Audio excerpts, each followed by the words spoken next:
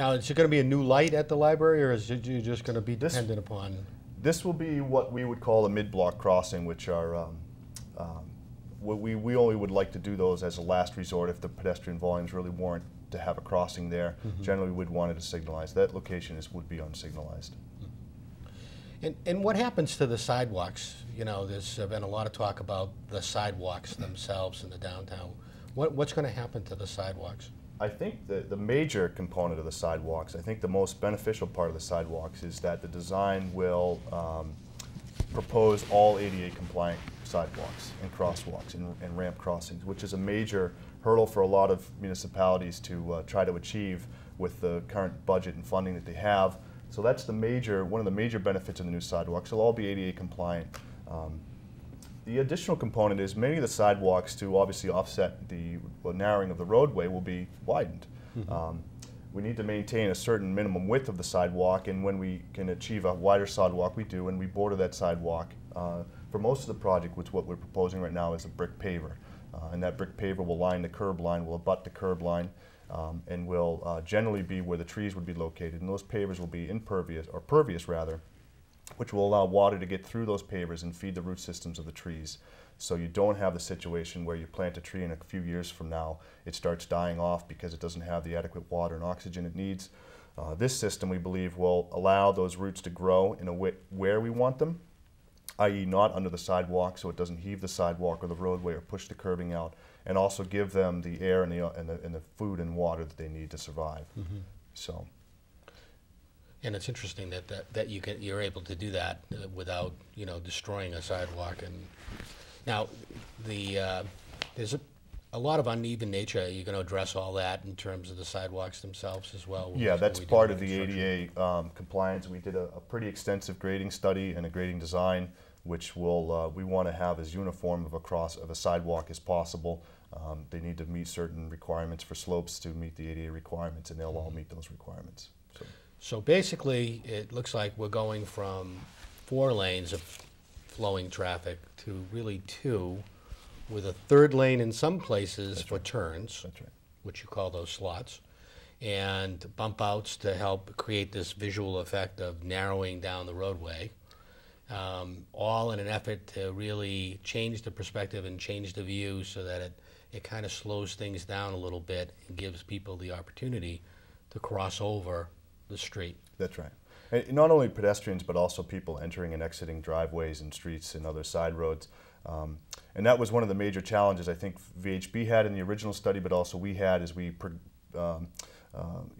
refined their design. And our design was, how do you take 2 lanes or 4 lanes and squeeze it into 1 or 2 in each direction, 1 in each direction, 2 total, and still make it work with all the traffic volumes. Right. And certainly we've heard that question posed to us many times at the various hearings, and that's one of the biggest challenges we had. And what we were able to do is, through a combination of a number of things, one is making more efficient use of the lanes that are out there. I think right now there's a number of lanes that, say for instance, if someone wants to take a left, if they're coming from Salem, they want to take a left turn onto Washington. Well, that lane is really a through lane and a left lane and then a straight lane. Most of those people taking the left will use the left lane, and the people wanting to go through the intersection know that everyone wanting to take a left is going to be there, and they're not going to get to where they want to go, so they stay in the right lane. So it kind of acts as a 1 lane through today anyways, and that's why it's able to work. And through our simulation models and our forecasting of the traffic volumes we design usually 10 years out. So we design for volumes based on a certain growth factor, 0.5% in the traffic volumes. We take that into account when we design to make sure it's not something that works today but also works in the future. And we were able to, by making more efficient use of the lane assignments throughout the corridor, synchronizing the signals between Holiday Street, Washington Street, and Peabody Square, and coordinating those timings and optimizing the timing of the signals to make best use of the green time that we give to a certain movement, whether it be a left from Washington or a left onto Washington. We're able to maximize the efficiency of those 3 signals between Peabody Square and Holiday Street to basically offset the reduction in the lanes, basically.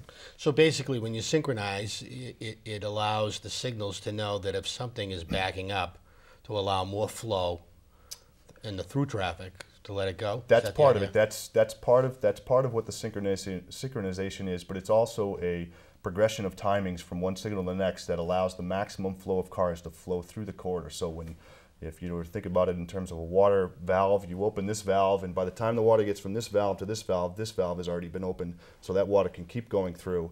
And then when you want to stop the water, you shut them off in that same sequence. So you maximize what we call a green band, the amount of time a car would have to get from one intersection to the next and still make it through without having to stop and go, stop and go, stop and go. And it's important to note that the 3 lights now currently are not synced to one another. Oh, okay. So that's part of what is key in this this project. And another note about this: you're in a single lane of traffic up Lowell Street until you get to the square, and shortly after you cross the Salem line, you're back in a single lane of traffic. So our goal is to not shoot people through a cannon for just under a mile. Our goal is to regulate that and to keep traffic flowing. Well, that's certainly a good way to describe it some days. It really feels that way. And you know, I'm glad you mentioned Salem. What's the perspective of Salem as it pertains to this whole project? I know I've attended meetings with Salem where they've talked about widening Boston Street and creating 4 lanes to allow traffic to flow more quickly into Salem. Now, are they concerned? Is there a problem there? There's been great coordination there. My counterpart, Lynn Duncan, who's the Director of Community Development in Salem, conveyed to me when we were discussing how far along our project has gotten, that in fact Boston Street really is regarded as a neighborhood street by the folks in Salem in that part of the city, that it's not a priority of theirs to do anything other than to recognize it's a neighborhood street, keep it that way. They recognize what it is we're trying to do. They're supportive of that, and to that end, with the state grant funding that we're looking to receive for our project, we've received a letter of support from Salem, and similarly, Salem's looking to do some work in and around Salem Hospital, and we are supportive of them. I think one thing that will benefit each community as we go forward, looking for state grant funds, is the regionalization and the willingness to work together and to recognize the strengths of each community. So Salem is on board, knows what we're doing. We did a joint study through the MAPC, which is the Metropolitan Area Planning Council. So again, we've shown that we can work together, even if we may have initially different interests or different reasons for coming to the table. Right. And we have applied for a grant. What is the grant we've applied for? We did. It's called MassWorks. It's a melting pot, if you will, of all the state grants that used to be individually applied for. The state, I think, in a way to pool its limited amount of resources, has renamed and restructured their grant program so that cities and towns have a shot this fall. We will be submitting tomorrow our grant application, and we're looking for $1.5 million to complete construction. I should mention here, if it's okay to do so, that we've gotten this far with design thanks in part to some city funding through our community development block grant funding, which is how we tackle public projects, and also through a grant from the Community Development Authority, the city's revolving loan fund. So we've been able to fund design up to this point. We're hopeful and we're anxious to see state support for the construction so that we can keep moving. I just have to ask, what kind of mess is this going to cause when let's assume we get the grant and everything goes great. What's it going to be like, and for how long, in terms of to make this vision a reality? I'm giving that to Erik. Well, I mean, I'm not going to lie. Somebody tell the truth. Well, that's the thing. I mean, we can't say that, oh, you guys won't even know we're there. I mean, that's not going to be the case. I think people have to expect some level of disruption during this time. I mean, I think that's just the reality of any construction project. We expect, I think, if everything falls according to plan, part of the stipulation of the grant money is that they want it to be built next year. So the plan is to submit this out for advertising so construction can start as soon as possible, as early as April. And it's estimated that probably, we think that the scope of the work under this project can be completed substantially within one construction season, which would bring us into November. I think the only thing they may have to finish up the following year is some minor landscaping things and that sort of thing. But substantially it should be completed by November. And it's important to note that one of the important aspects of this project, which Karen and Nate has been involved in, and we have too with the designer for the flood mitigation project, is coordinating their work as well. So we don't want to throw everybody into the fire at one point. And I think our understanding is that that project won't actually probably happen until the following year. So the brunt of the construction work for Main Street won't coincide with the brunt of the construction work for the flood mitigation project. I think primarily Verizon will be relocating the utilities that next summer.